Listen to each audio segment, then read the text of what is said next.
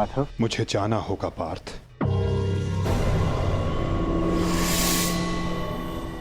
परंतु माधव। नहीं पार्थ, नियति मुझे पुकार रही है।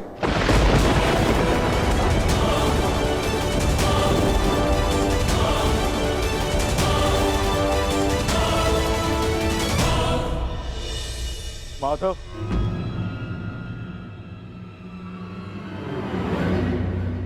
आपने बताया नहीं कि अचानक ऐसा क्या हुआ जो आप जा रहे हैं।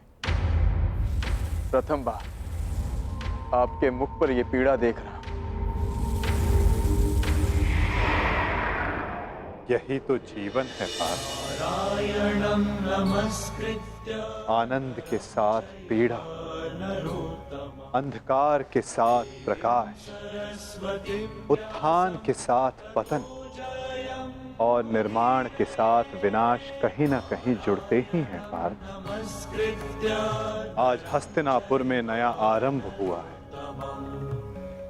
परंतु मुझे जाना होगा पार्थ, ताकि मैं एक अंत को, एक विनाश को रोकने का प्रयास कर सकूं। तो फिर मुझे भी अपने साथ ले चलिए माधव। महाभारत में आपने मेरा मार्गदर्शन किया था और अब आपके मार्ग पर चलना मेरा अधिकार है।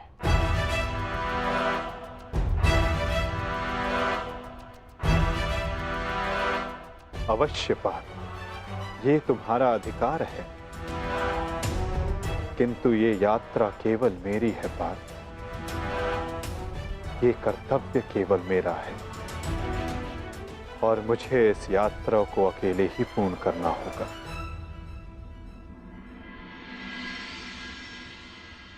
अब मुझे जाना होगा पार्थ। स्वास्थ्य।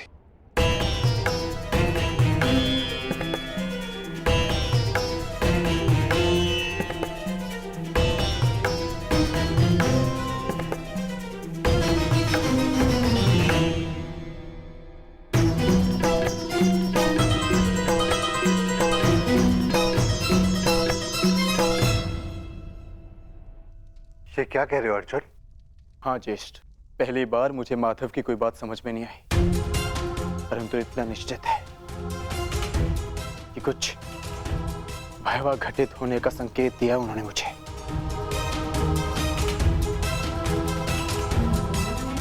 मैं आपकी आज्ञा लेने आया हूं ज्येष्ठ।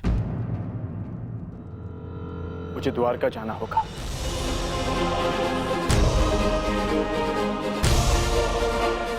यदि हम माधव के कुछ काम आ सकते हैं, तो इससे अधिक सौभाग्य की बात हमारे लिए और क्या होगी। शीघ्र द्वारका पहुंचो।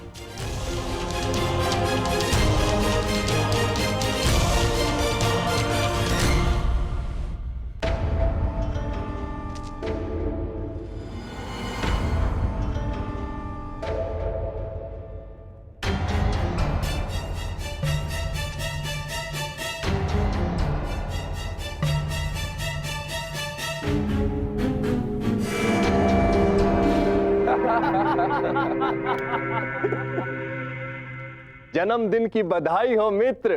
कृतवर्मा, स्वागत है तुम्हारा। तुम्हारी ही प्रतीक्षा हो रही थी। वाह, क्या अद्भुत प्रबंध है।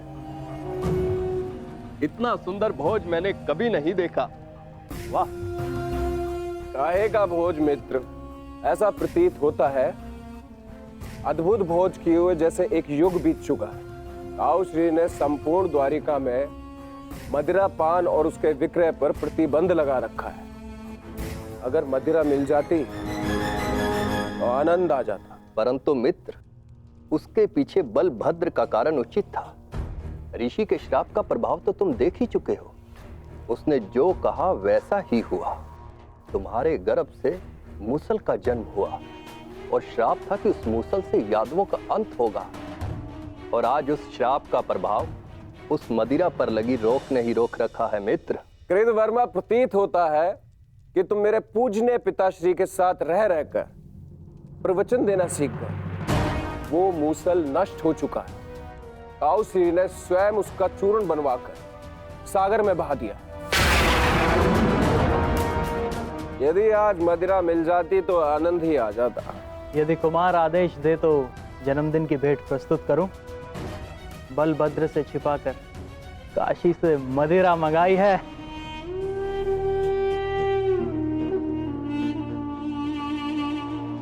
देखा कृतवर्मा, इसको कहते हैं जन्मदिन का उपहार। ये है मेरा सच्चा मित्र।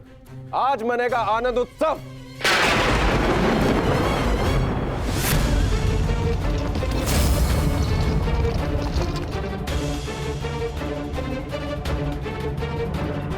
ये मेरे जन्मदिन पर मेरे मित्रों के नाम।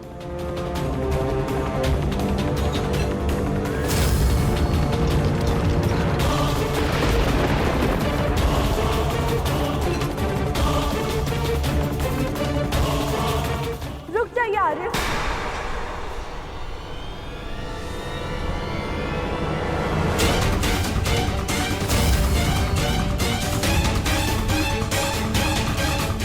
जब काल सामने खड़ा तो उसे जाने को नमस्कार किया जाता है, उसका आलिंगन नहीं किया जाता। ये मदिरा काल है आर्य, इसे ग्रहण ना करें। कृतवर्मा, एक बात तो माननी ही पड़ेगी। मेरे पिता श्री वासुदेव महान है। जो उनकी संगति में आता है वो भाषण देना तो सीख ही जाता है। लक्ष्मणा, यहाँ पर स्त्रियों का आना वर्जित है। ये केवल पुरुषों के लिए। राजमहल वापस लौट जाओ।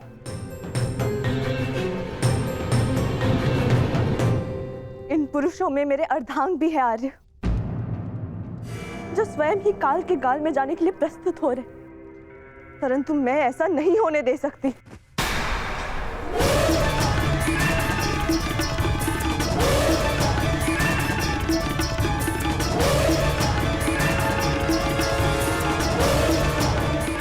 लक्ष्मणा,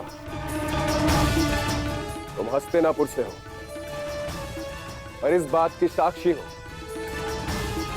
कि जब स्त्री पुरुष के मत के सामने क्रोध बनकर खड़ी हो जाती है तो उसके परिणाम अच्छे नहीं होते। जाओ यहां से, राजमहल वापस लौट जाओ।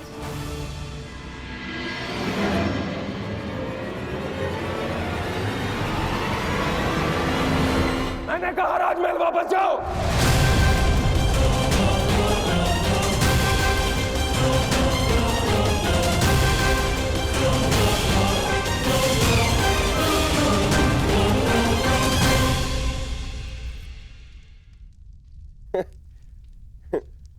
शुभ कार्य में विघ्न आते ही है मित्रों।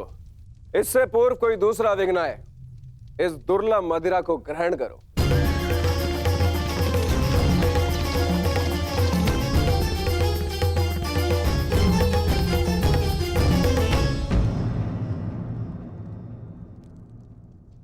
लक्ष्मणा, तुम अपने अश्रु मुझसे नहीं छुपा सकती हो। क्या हुआ पुत्री? क्या सामने तुमसे कुछ कहा? यदि वो कुछ कह देते तो मैं सह लेती ज्येष्ठ पिताजी। तो वो जो करने जा रहे, वर्षों पूर्व साधु ने जो श्राप दिया था पूर्ण होने जा रहा है पिताजी। यादवों का विनाश रोकिए।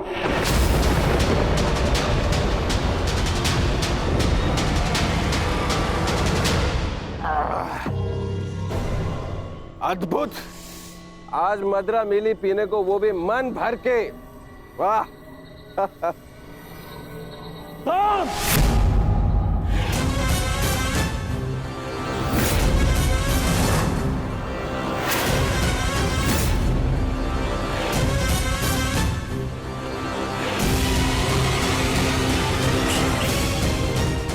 मैंने मद्यपान निषेध किया था। द्वारका के अंदर मदिरा लाने का साहस कैसे किया तुमने साम? तुम युवराज हो, द्वारका के अगले राजा। तुम्हें ये सब शोभा नहीं देता है। और तुम सब साम के मित्र हो ना, तुम्हारा कर्तव्य है यदि युवराज के पद अनुचित मार्ग पर जाए तो उन्हें अनुचित मार्ग पर जाने से रोके, उचित मार्ग दिखाए। और तुम लोग स्वयं उसे अनुचित मार्ग पर जाने दे रहे हो। कैसे?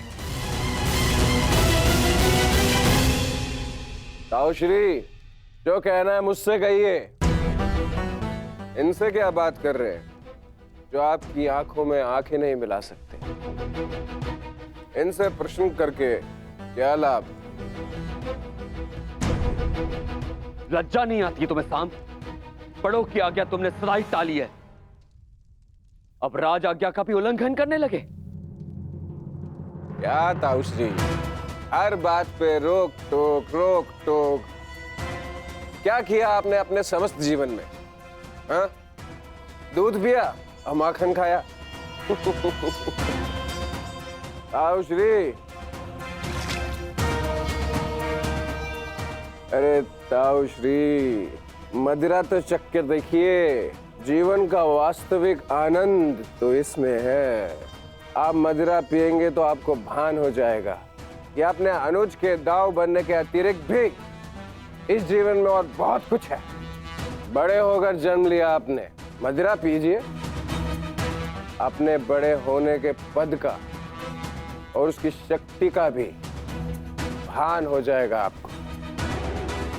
लीजिए। साम!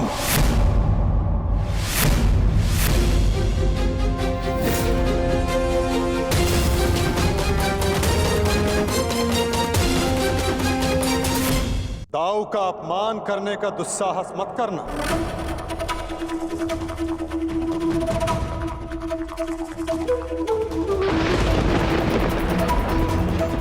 परिहास और उपहास में अंतर होता है साम।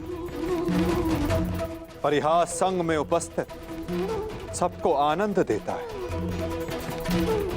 और उपहास किसी एक को पीड़ा देता है।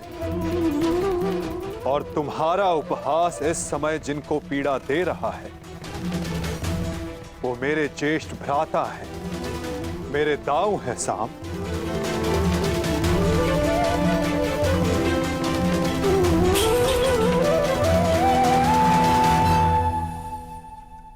और मैं कौन हूं? हाँ? कौन हूं मैं? पुत्र या कुपुत्र? आपको तो सदैव अभिमन्यु जैसा पुत्र चाहिए था। कभी उसे मामा बनकर सिखाया तो कभी मित्र और सखा बनकर पांडवों को संभाला, परंतु ये भूल गए कि आपका भी एक पुत्र है। स्मरण है आपको? स्मरण है? नहीं, आपको स्मरण है। आपको स्मरण है कि आज आपके पुत्र का जन्मदिन है, परंतु ये भूल गए कि आज के दिन अपने पुत्र से प्रेम से मिलने आना चाहिए, ना कि इस प्रकार कटु मुख बनाकर।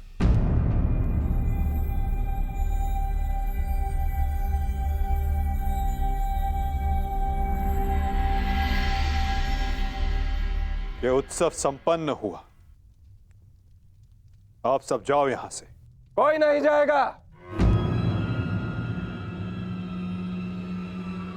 ये उत्सव मैंने रखा है और ये कब संपन्न होगा इसे मैं निर्धारित करूंगा।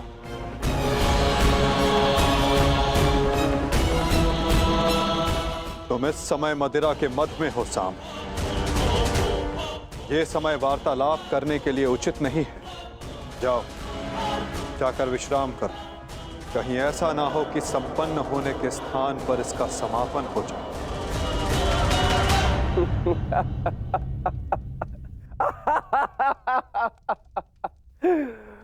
मद में तो अंधे आप भी है वासुदेव। महाभारत की विजय का मद अभी आपके सर से उतरा नहीं है वासुदेव।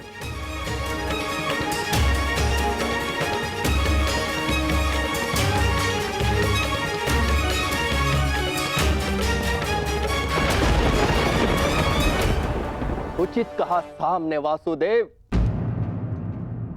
ना आप महाभारत की विजय से विमुख हो पा रहे हैं और ना पांडवों के प्रति प्रेम से।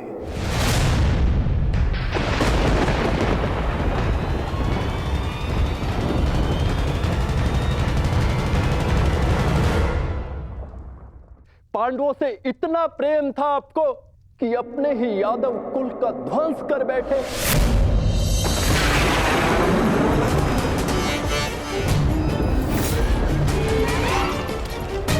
अपने ही कुल की यादव सेना का, नारायणी सेना का उन पांडवों के हाथों विध्वंस करवाते रहे और उस अर्जुन को गीता का ज्ञान दिया और भोले भाले यादवों के रक्त से कुरुक्षेत्र को नहलाते रहे और बताते रहे उस अर्जुन को कहां कौन सा अस्त्र चलाना है। क्यों वासुदेव, क्यों? अपने सखा के लिए, अर्जुन के लिए। क्यों क्यों इतना प्रिय है वो आपको? क्यों? कभी कभी मुझे लगता है कि ये सखा और ये सखी, ये सब नाटक है।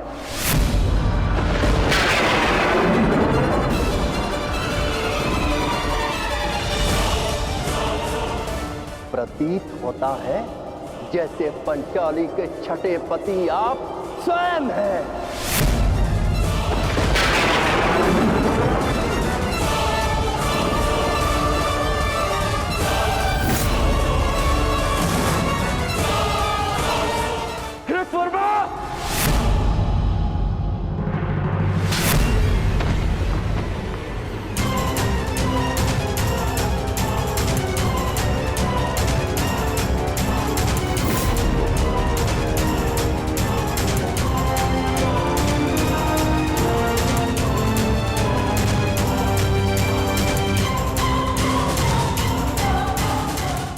ध्यान रहे, महाभारत इसलिए हुई थी कि एक निर्दोष स्त्री पर लांछन लगाया गया था। यदि कान्हा के चरित्र के विषय में किसी ने भी अपशब्द कहा तो इसी क्षण और एक महाभारत का आह्वान कर बैठूंगा मैं।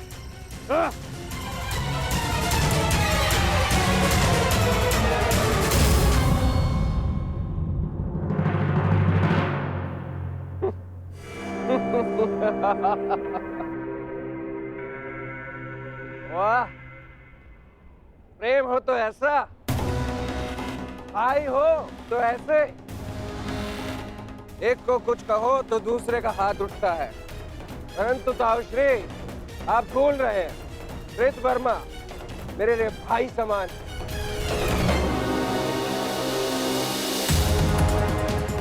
एक तो आप मेरे जन्मदिन पर बिना आमंत्रण के यहां पहुंचे और दूसरा मेरे मित्र पर आपने हाथ उठाया।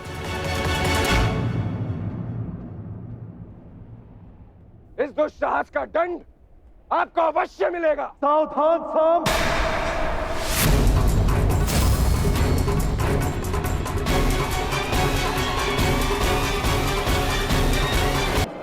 जैसे पंचाली के छठे पति आप स्वयं हैं।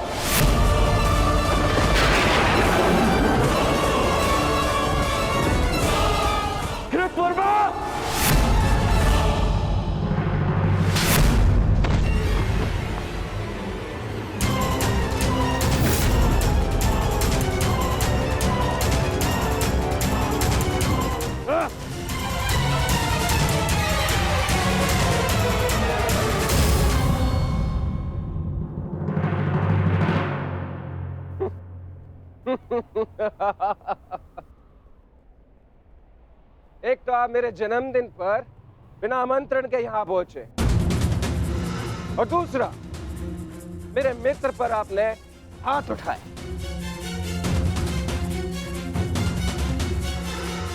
इस दुस्साहस का दंड आपको अवश्य मिलेगा। सावधान साम।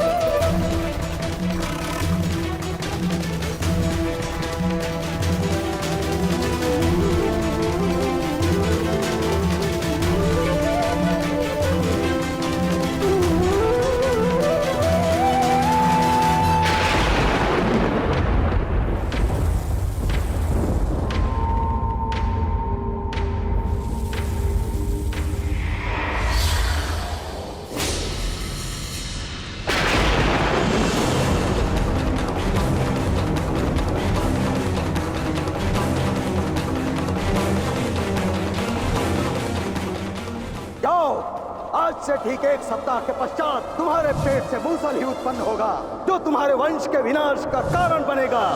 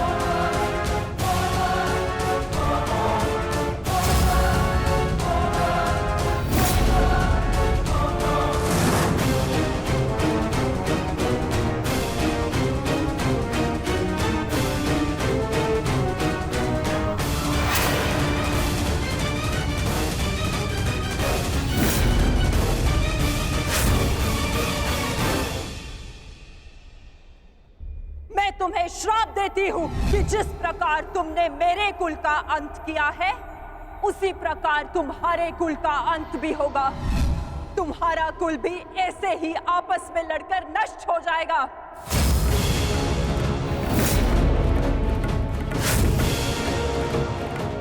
मैंने कहा था गांधार नंदिनी से कि श्राप नहीं, पाप मनुष्यों के नाश का कारण बनता है। आज यादवों के पाप उनके नाश का कारण बनेंगे।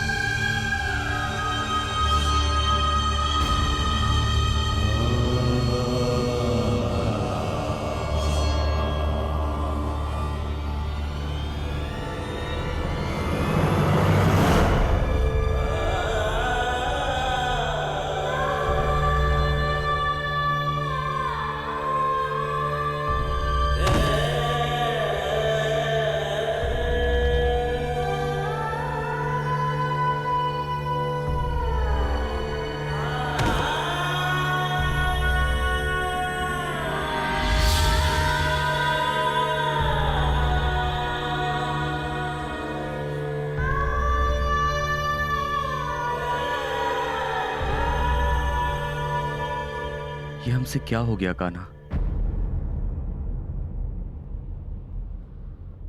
हमने अपने ही कुल का नाश कर दिया। नहीं दाऊ, मनुष्य का विनाश उसके पाप कर्मों से होता है। यही नियति है। और यादवों ने अपनी नियति स्वयं चुनी। जब जब मनुष्य अपने भीतर मद, दांभ और क्रोध को जगाएगा, तब तब वो ऐसे ही भूमि पर सो जाएगा।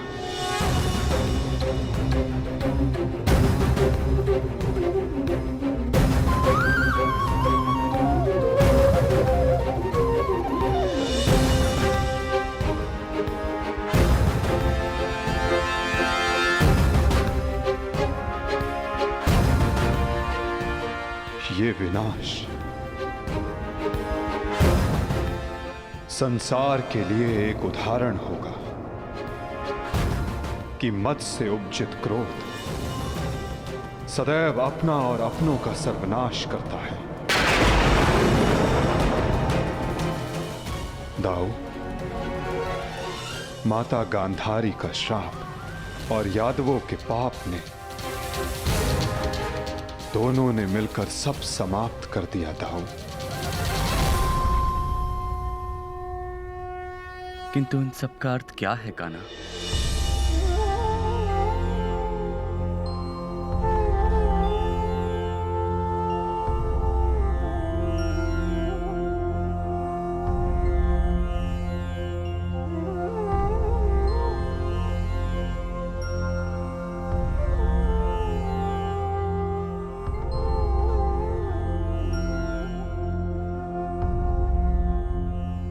इसका अर्थ यह है दाऊ कि हमारा कार्य पूर्ण हुआ, कि हमारे जाने का समय हो गया है। हमारे जीवन का लक्ष्य अब पूर्ण हो गया है।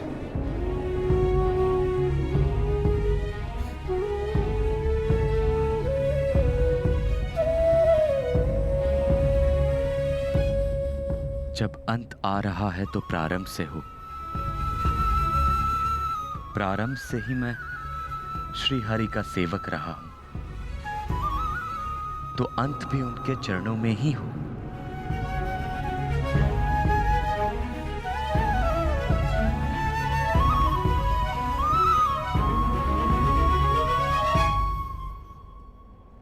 नमो भगवते वासुदेवाय।